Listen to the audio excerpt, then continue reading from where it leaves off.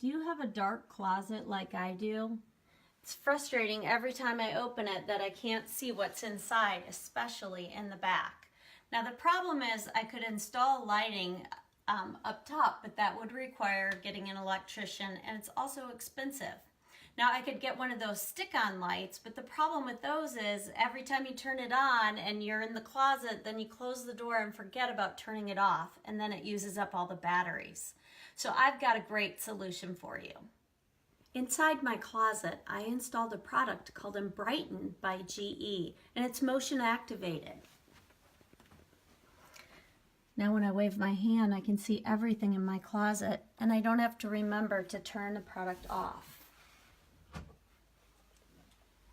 The cost is about $30, and you can get it at your local hardware store.